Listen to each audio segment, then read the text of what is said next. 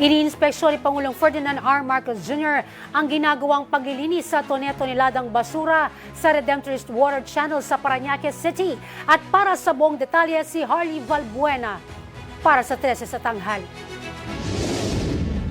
Kung noong mga nakaraang araw ay tila isang dagat ng basura ang Redemptorist Water Channel sa Baclaran, Parañaque, ngayon ay unti-unti nang nalilinis ang basura matapos ipag-utos ni President Ferdinand R. Marcos Jr.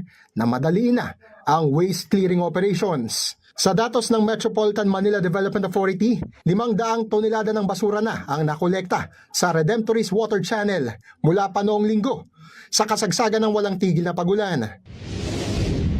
Ayon sa MMDA, ang mga basurang ito ay nanggaling sa mga komunidad na nakapaligid sa Manila Bay tulad ng Cavite, Maynila, Pasay at Parañaque.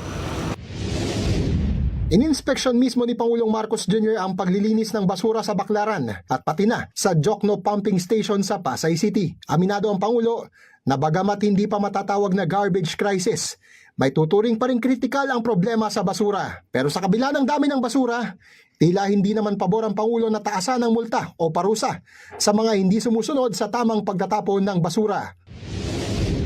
It's not useful to fine people for not throwing their garbage if there is no place to put their garbage. Of course, people are aware that there are fines. Nobody wants to be fined. Wala namang gusto na mamumultahan. Kaugnay dito, tiniyak ng Pangulo ang pagdaragdag ng mga pasilidad na mapaglalagyan ng basura. Isinulong din ang Waste to Energy Program o ang paggamit at pag-convert sa basura bilang enerhiya sa mga planta. Para sa totoong balita sa Bagong Pilipinas, Harley Valbuena ng IBC News para sa 13 sa tanghali ng Congress TV.